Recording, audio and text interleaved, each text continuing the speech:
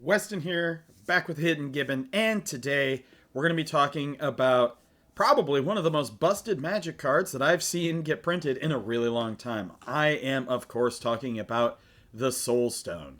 So, the Soul Stone we got a preview of.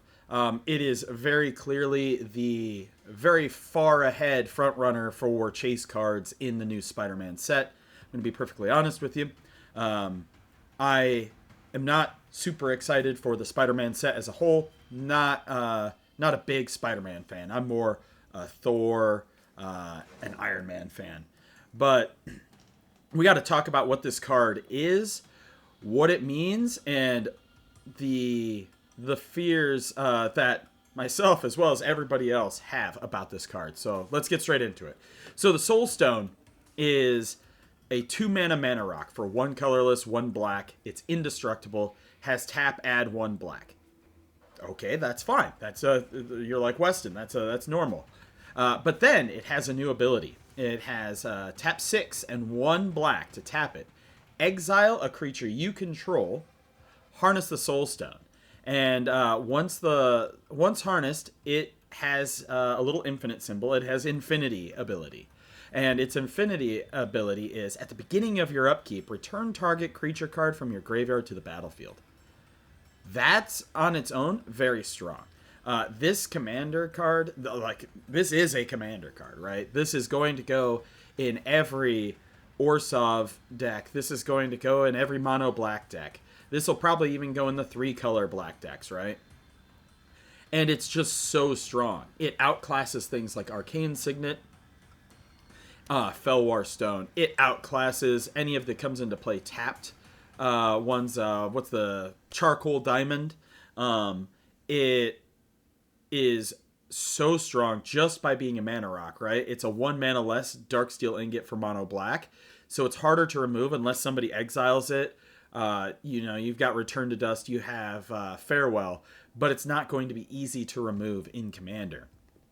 And then along with that, this card has so much passive value. Just like every upkeep, you're getting something back. That is extremely strong, right? If you're playing this in any one of the little mono black or even black white sack decks, I could see Orsov and mono black gaining from this the most. But it makes it incredibly difficult for your opponents to deal with. Now, this is this is a very good card. They put a very strong card into the Spider-Man set, and that's awesome. It gives people a reason to buy the set, right? But here's the problem. It's a mythic rare. And it's an auto-include in so many commander decks that, like many others, I'm really afraid that this card is going to be like $50, $60, $70. And I am all about affordability in Magic, right? The only thing that I think could suppress the price of this card, despite it being mythic, is one, the set is only 200 cards, okay?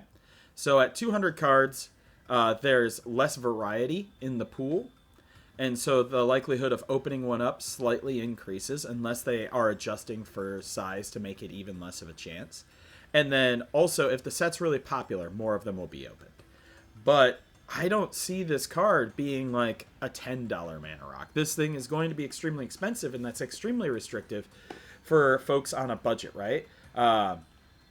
Like for me, if it's under 50, I might pick up one. If it's over 50, I'm going to be like, well, I guess I'm just not going to get it, right? I cannot justify $50 for 1 mana rock, and I'm not going to go open random packs to hopefully get it, right?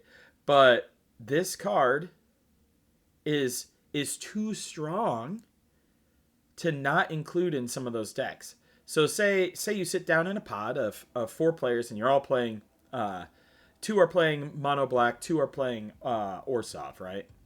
And one Orsov player and 1 mono black player have the Soul Stone and the other 2 do not. The other 2 are going to have to play multiple cards to get the same kind of value out of the secondary ability of the Soul Stone. They're going to have to play things like their Dread Returns, their Reanimates, etc. Whereas this is 1 card that does that every single turn. That just gives them a natural advantage, right? You see commanders like Sephiroth, um, and others, or you could put this in the what's his name, the black white for 2 guy with Eternalize. When you discard a creature, play that in there, and then not only do you get to create an internalized version of that creature, but then you bring back that creature as well. Like, just, it's so strong. And yeah, so I think that although this card is very good, it's very pushed. I think it's going to be incredibly economically restrictive on your average Magic player, right?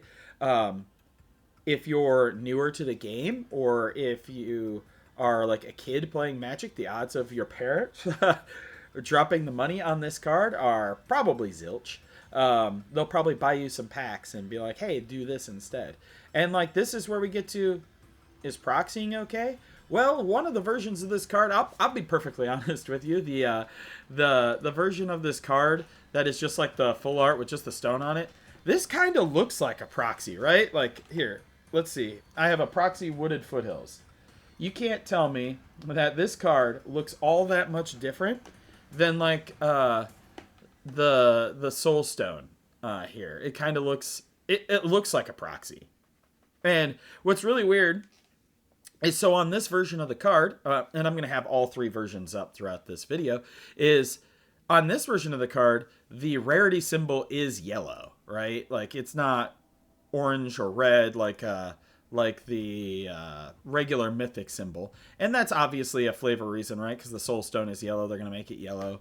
And then the question has to be asked, when we get the remainder of the Infinity Stones, right? When we get the Reality Stone, the Time Stone, the Space Stone, the Power Stone, etc. When we have all 6, are the remaining 5 going to be as strong as the Soul Stone?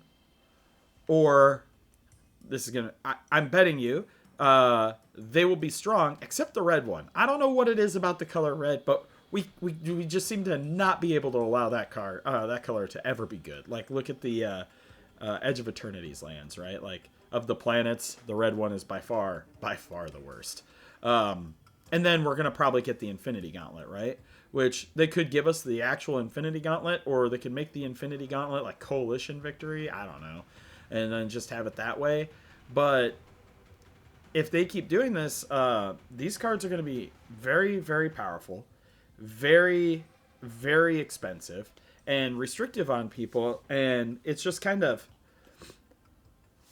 it's pushing people, if they want to compete, like if you want to play like your bracket 4s, etc. Like this card's just so strong that like you got to have it to be competitive, right?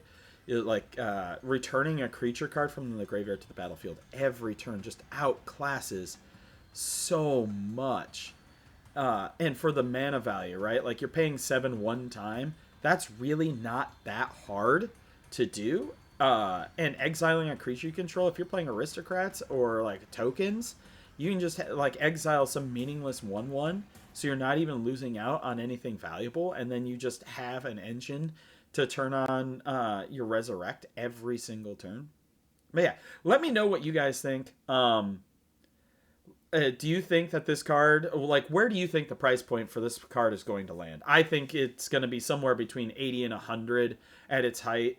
I think the lowest it's going to drop is like 40 to 50, which is still so much for a mana rock. And then let me know if you're excited for this card. If you're excited for the Spider-Man set or the other Marvel sets, are you afraid? Is it giving you anxiety? Just let me know in the comments below. As always, I'm happy to listen. I'm glad that you stopped by. Let me know what you want to see differently about my content, and I will see you in the next one.